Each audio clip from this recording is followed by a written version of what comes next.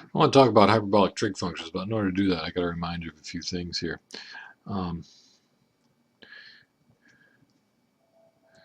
First is that a function, f of x, is called even if f of minus x equals f of x for all x. So the function's got to be defined on a symmetric interval. If it's defined for 7, it's got to be defined for -7, and so on, right? And we're saying essentially, graphically, here's x, here's minus x. Whatever happens here is the same as what happens there. So the graph of such a function would be symmetric about the y-axis. Okay. Examples of even functions. F of x equals x squared, or x to the 4th power, or x to the 6th power, or heck, x to any even power. Also, cosine of x is an even function. Right? Then we have odd functions. So f of x is called odd if f of minus x equals minus f of x. So the situation now, here's x, here's minus x. So whatever happens here, the opposite happens over there. So whatever the function looks like up here, it's the same thing but upside down.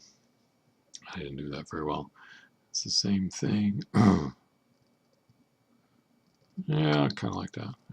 The thing is, now it's symmetric about the origin. If I rotate it 180 degrees, you shouldn't be able to tell the difference. Right? This is a calculus class. I don't rotate 180 degrees. I rotate through pi. Right? Anyway, some examples here of odd functions would be f of x equals x, or x cubed, or x to the 5th, or x to the 7th, or x to any odd power. Sine of x is also an odd function. Okay. Now, not all functions are even or odd. Some of them, don't have either symmetry. They're just kind of odd. Wouldn't want to call them odd functions because that would make them sound odd. But they just do different things. They don't have symmetry. However, there's a theorem which seems like a really fabulous theorem at first, but it's not really that exciting once you see how it works. But theorem says that any function defined on a symmetric interval, so from minus a to a, can be written as the sum of an even and an odd function.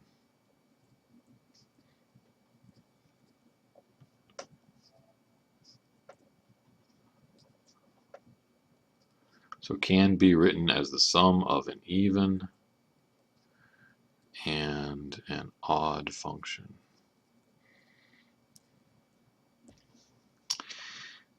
Proof. And this is where I think it becomes less exciting once you see how it's done. Well, notice that if I take f of x, I can rewrite it as f of x plus f of minus x over 2 plus f of x minus f of minus x over 2. And at first glance you might say, why do you care? But notice that they already have a common denominator, so if I just add the fractions, I'd have an f of x plus another f of x, so that would be 2 f of x's, and I have an f of minus x and a minus f of minus x, so those would actually go away, and I'd have 2 f of x's over 2, and that would just be f of x, which is what this is equal to. Okay. So certainly they add up to f of x. Now, this function right here, I claim, is an even function. And it's an even function because if I replace all my x's by minus x's, you can't tell that I've done anything, right? Addition is commutative, so it doesn't matter which one I add first. So if you replace this x by a minus x, and you replace that x by a minus x, well then the minus minus becomes plus. This term looks like that one, that term looks like this one, and you're back to where you started from, and that's an even function. Here, on the other hand, if I replace x by minus x, subtraction is not commutative. If I subtract in the other order, I get exactly minus what I had before. 5 minus 2 is 3, but 2 minus 5 is negative 3. Right? It switches sign. So if I replace my x by minus x here and here, that would be the same thing as multiplying this whole thing by minus 1, because I'd have the negative x out here with a plus sign in front of it, and I'd have the positive x here with a minus sign, which is exactly the opposite of what I had. So anyway, this is an odd function. Okay. Any function as defined on a symmetric interval can be written as an even function plus an odd function in this way. So no matter how unsymmetric it is, you can always find something symmetric about the y-axis and something symmetric about the origin that when you add them together gives you the function that you started with. Okay. We are going to use this fact in the next video to define the hyperbolic trig functions.